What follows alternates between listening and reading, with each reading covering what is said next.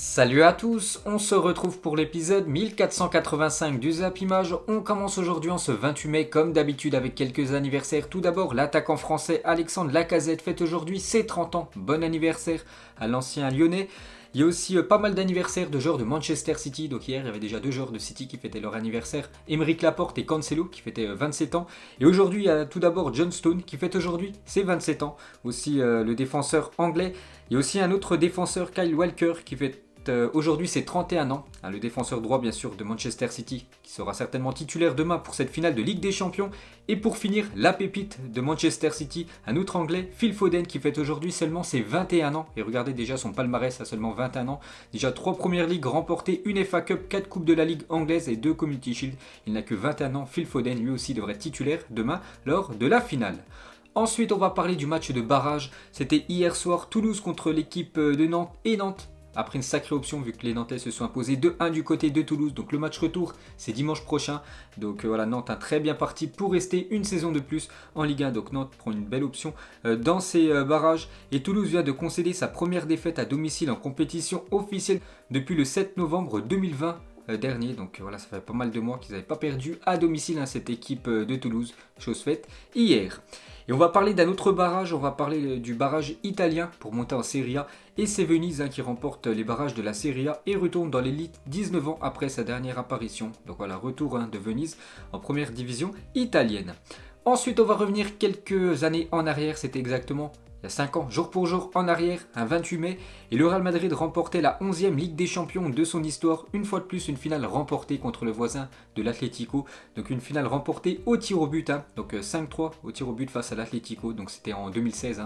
Donc il avait fait coup double Cristiano Ronaldo en remportant bien sûr la finale de la Ligue des Champions et la finale quelques semaines plus tard de l'Euro contre l'équipe de France, de finale perdue pour Griezmann cette année-là. Donc pour revenir sur le Real Madrid, quelques photos de la joie des joueurs du Real Madrid lors de cette 11e Ligue des Champions remportée. Et on peut voir bien sûr qu'ils avaient soulevé en héros le coach Zinedine Zidane. Et on va parler de Zinedine Zidane. Donc hier, je l'avais dit, c'était toujours pas officiel hier, maintenant c'est bien officiel. Zinedine Zidane quitte le Real Madrid. Donc déjà un petit coup d'œil au palmarès de Zidane du côté du banc du Real. 3 Ligues des Champions remportées, 2 Coupes du Monde des clubs, 2 Super Coupes d'Europe, 2 Ligas, 2 Super Coupes d'Espagne bien sûr. Zinedine Zidane peut être considéré comme l'un, voire le meilleur entraîneur de l'histoire de cette équipe espagnole. Donc son bilan du côté du Real Madrid, toute compétition confondue, c'est plus de 172 victoires pour 55 matchs nuls et seulement 36 défaites pour Zidane. Donc voilà, il repart tout simplement en une du journal L'Équipe. Parce que n'oubliez pas qu'il avait déjà quitté cette équipe du Real Madrid il y a quelques années. C'est déjà son deuxième départ de cette équipe merengue. Donc après une ultime saison vierge de titres au cours de laquelle il n'a pas été épargné, Zinedine Zidane a décidé de quitter le Real Madrid. L'ancien numéro 10 des Bleus entend rebondir immédiatement. Donc un petit contraste avec cette une. Aujourd'hui, il repart avec la une. Il y a quelques années, il revient bien sûr Zidane quand il était revenu jouer avec l'équipe de France. Donc le palmarès de Zinedine Zidane, regardez bien sûr tous les trophées qu'il a remportés. Quelques photos de lui bien sûr avec ses joueurs du Real Madrid, avec bien sûr une photo avec le capitaine du Real, une photo aussi avec Karim Benzema lors d'une victoire en finale de Ligue des Champions et quelques hommages bien sûr de ces joueurs envers Zidane. Donc tout d'abord Karim Benzema, merci frérot pour tout ce que tu m'as apporté tant sur le plan collectif que personnel. Je suis fier et honoré d'avoir pu avancer et grandir auprès de l'homme que tu es. Donc voilà, très bel hommage bien sûr de Karim Benzema qui avait une énorme complicité bien sûr avec Zinedine Zidane. Sergio Ramos, il a dit Zidane, le seul et unique. Je te souhaite le meilleur, tu le mérites, tu l'as gagné. Profite de la vie, profite de ta famille. Un gros câlin, coach. Merci Zidane. On peut voir aussi la belle déclaration de Raphaël Varane envers Zinedine Zidane. Donc vous pouvez mettre pause bien sûr, lire.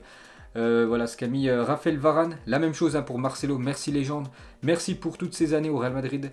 Félicitations pour ce que tu as accompli. Je te souhaite le meilleur à l'avenir. Et pour finir, une dernière. Donc il y en avait plein d'autres. Donc j'en ai sélectionné quelques-unes. Donc cette fois-ci, c'est le gardien Thibaut Courtois. Ça a été un honneur d'avoir comme entraîneur une légende comme toi. Merci pour ce que tu m'as appris, pour la confiance que tu as eue en moi.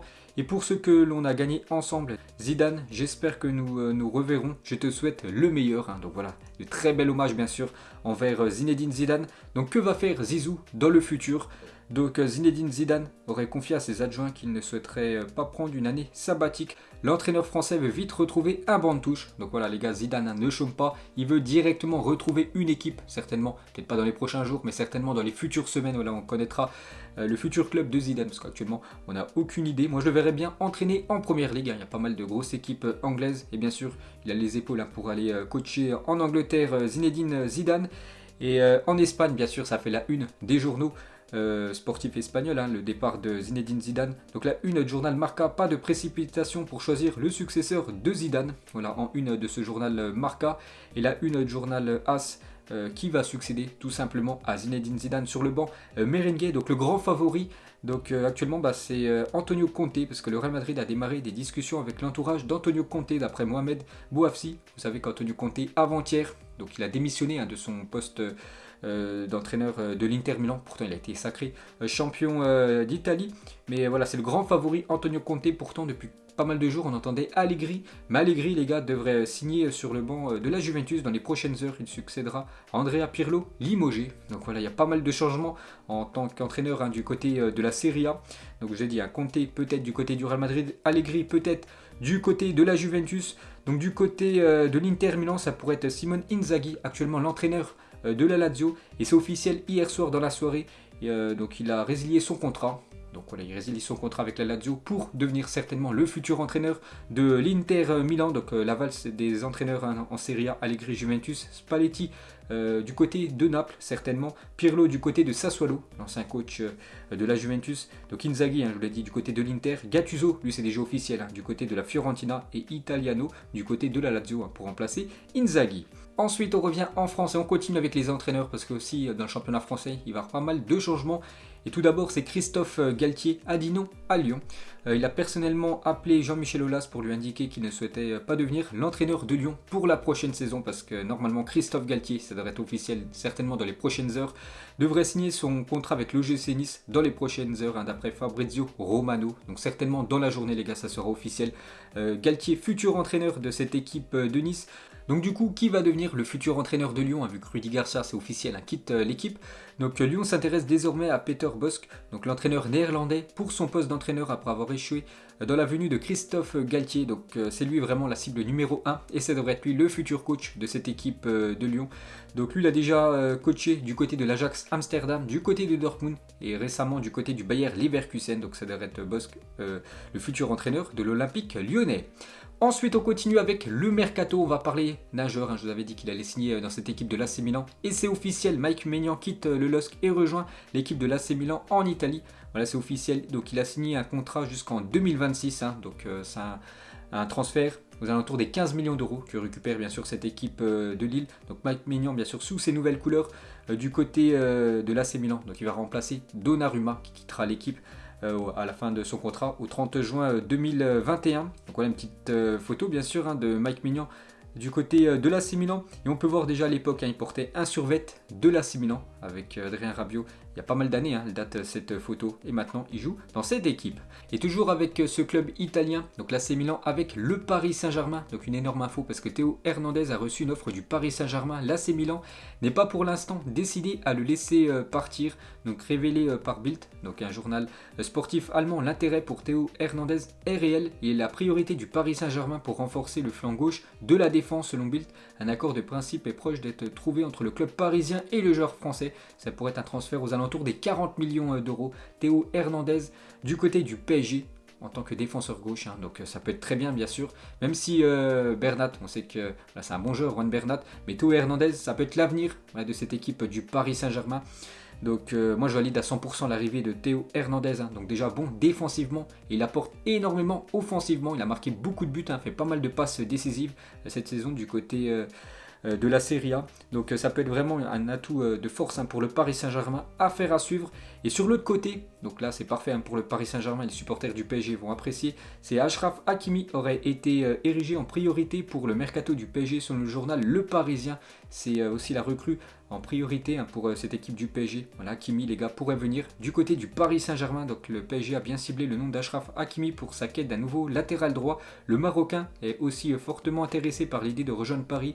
L'Inter Milan ne le retiendra pas en cas d'offre intéressante. Donc voilà la défense du Paris Saint-Germain peut-être la saison prochaine. Théo Hernandez côté gauche, Kimpembe, Marquinhos dans l'axe et peut-être Achraf Hakimi côté droit. Donc là ça peut être vraiment une énorme défense pour le PSG. Et pour revenir sur Achraf Hakimi, donc il est bien sélectionné dans le groupe des Marocains qui affronteront le Ghana et le Burkina Faso dans quelques jours. Ensuite, on continue avec les transferts. Donc officiel, Gervinho, j'avais dit avant-hier, il signait du côté de Trabzonspor. Il y a aussi un autre joueur de Serie A qui quitte la Serie A pour rejoindre la Turquie, c'est Bruno Pérez, le joueur de l'AS Roma. Ensuite, Paredes va quitter le Paris Saint-Germain et signer au Barça. Donc voilà une info bien sûr où les supporters du Paris Saint-Germain peuvent prendre peur. Mais c'est une joueuse du PSG. Voilà, c'est la joueuse Paredes qui va bien sûr quitter le PSG pour signer du côté de l'Espagne. Ensuite, officiel, Álvaro González prolonge son contrat avec l'Olympique de Marseille. L'Argentin sera marseillais jusqu'en 2024. Donc il se plaît très bien à Marseille, l'ancien joueur de Villarreal. Donc il prolonge l'aventure du côté de Marseille pendant pas mal de saisons. C'est officiel. Et on va parler de son ancien club, l'équipe de Villarreal. Vous savez que Villarreal, avant-hier, a gagné l'Europa League. Donc hier, ils étaient de retour du côté de cette petite ville en Espagne. Et bien sûr, il y avait beaucoup de monde pour les accueillir. Quelques photos du retour des joueurs. Une photo aussi de Carlos Bacca lors de la finale. Je ne l'avais pas présenté hier. Donc avec ce coup du foulard en centre, Carlos Bacca, l'attaquant colombien. Ensuite, depuis 2002, chaque fois qu'une équipe espagnole atteint une finale européenne, une équipe espagnole a gagné. C'est incroyable, Depuis 20 ans, il y a eu plus de 20 finales avec une équipe espagnole et à chaque fois, c'est l'équipe espagnole qui a remporté le match. Donc c'est incroyable. Regardez depuis ce Bayer Leverkusen et Real Madrid en 2002, la finale de la Ligue des Champions. Donc avec une victoire du Real Madrid 2-1, on peut voir à chaque fois, par exemple Valence-Marseille, une finale de l'Europa League en gros. Donc c'était Valence qui s'était imposé 2-0 contre l'Olympique de Marseille. Donc des fois il y a des finales 100% bien sûr espagnoles, comme ce Espagnol Barcelone contre Séville en 2007. On peut voir à chaque fois que l'équipe espagnole remporte la finale de Coupe d'Europe, que ce soit Ligue des Champions ou la Coupe UEFA ou l'Europa League plus récemment. Donc c'est quand même incroyable la domination des clubs espagnols en finale de Coupe d'Europe. Ensuite, toujours avec les finales. Donc avant-hier, vous saviez qu'il y avait Villarreal contre l'équipe de Manchester United et les notes de David De Gea pendant la séance de tir au but avant-hier. Donc il avait noté potentiellement, voilà, si son équipe de Manchester atteignait la séance de tir au but, chaque joueur qu'elle allait tirer, il avait noté à peu près où il fallait qu'il plonge. Donc voilà, ça a été plutôt raté pour lui parce qu'il n'a arrêté aucun penalty. Pourtant, il y a eu 11 tirs pour l'équipe de Villarreal, aucun arrêt pour David De Gea. Et toujours avec David De Gea, va perdre le rôle de gardien numéro 1 avec Manchester United. Dean Anderson débutera la saison prochaine à sa place. Normalement, ça doit être Anderson maintenant le gardien numéro 1 de cette équipe des Red Devils. Ensuite, il y a un an, Greg avait validé un combiné de 21 matchs sur Winamax et avait remporté plus de 400 000 €. Je ne sais pas si vous vous souvenez de cette histoire. Et samedi, il pourrait encore toucher le jackpot. En effet, il a validé 10 des 11 paris de son combiné. Et si Manchester City bat Chelsea demain, il touchera la somme énorme de plus de 250 000 €. Donc voilà pour ce grand gagnant déjà qui avait remporté le jackpot 400 000 € l'année dernière. Et on peut voir son combiné actuellement. Donc il a fait 11 matchs pour l'instant, il en a 10 de bons. Bon, il a quand même misé plus de 465 € avec une cote à plus de 430. Donc il ne reste plus que City contre Chelsea. Si City s'impose demain, il pourrait toucher plus de 250 000 € ce joueur. Ensuite, on revient quelques années en arrière, c'était le 27 mai 2006. Donc Zinedine Zidane effectuait sa dernière apparition sous le maillot bleu au Stade de France. Dans le même temps, le jeune Franck Ribéry faisait ses débuts en sélection. C'était un match de préparation pour la Coupe du Monde 2006 où l'équipe de France a atteint quand même la finale. Donc l'équipe de France est imposée 1-0 contre le Mexique. Donc voilà, petite info sur Zidane. Et plus récemment, l'équipe de France actuellement prépare l'Euro. Donc quelques photos des joueurs français à l'entraînement. Jules Koundé bien sûr, une première pour lui avec le groupe A des Bleus. Kylian Mbappé avec Ousmane Dembélé, donc bien sûr la vitesse, le talent en attaque de l'équipe de France. On peut aussi rajouter Kingsley Coman, lui aussi énormément de talent, énormément de vitesse pour l'attaquant bavarois. Deschamps avec Karim Benzema, ça fait plaisir de voir une photo des deux côte à côte, tout souriant, toujours avec Karim Benzema, le groupe de l'équipe de France. Donc hier c'était sorti vélo et le meilleur trio d'attaque bien sûr avec Mbappé, Antoine Griezmann et Karim Benzema. Donc on a hâte de voir ce que ça va donner. Et côté adversaire de l'équipe de France, vous savez que le troisième match les phases de poule de l'équipe de France. Un match très important contre le Portugal et bien sûr les joueurs portugais, eux aussi, actuellement en préparation de cet Euro. On peut voir Cristiano Ronaldo avec André Silva. Donc voilà, les champions en titre portugais vont vouloir défendre leur titre. Ensuite, on revient sur l'équipe de France. On va parler d'un jeune joueur des Bleus, donc officiel passé par les sélections jeunes de l'équipe de France, Hannibal Mejbri, 18 ans, Manchester United a choisi de représenter la sélection tunisienne. Donc voilà, il avait encore le choix de jouer soit avec l'équipe de France, soit de jouer avec la Tunisie. Du coup, c'est officiel, il jouera bien avec la sélection tunisienne. Ensuite, des nouvelles de Florian Thauvin. Donc vous savez qu'il a signé du côté des Tigres. Donc actuellement, il est au Mexique. On peut voir voilà, devant sa maison et bien sûr devant sa magnifique voiture.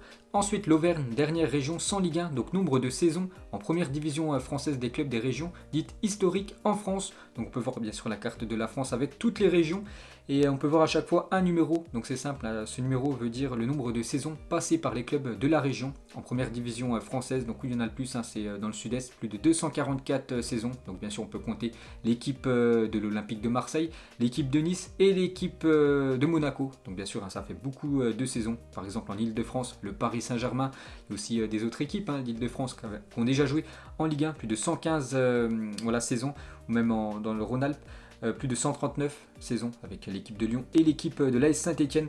Et en Auvergne, donc actuellement, aucune équipe a joué pour l'instant en Ligue 1, donc ça sera chose faite bien sûr avec l'équipe de Clermont la saison prochaine.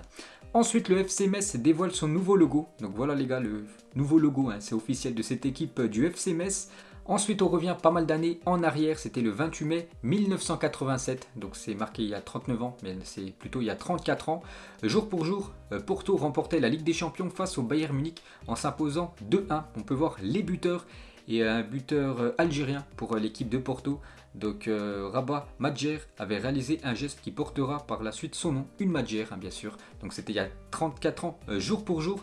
Et pour finir ce zap image, on peut voir cette photo avec tous les clubs qui ont remporté la Ligue des Champions ces dernières années. Donc une question très simple, mettez-moi en commentaire quelle équipe a remporté la Ligue des Champions l'année de votre naissance. Donc moi je suis né en 1990 et c'est l'AC Milan qui avait remporté cette Ligue des Champions. Donc n'hésitez pas à mettre vous en commentaire. Donc voilà les gars, la fin de ce zap image 1485. Donc si ça vous a plu, un petit like et on se retrouve demain pour le prochain épisode. Ciao à tous.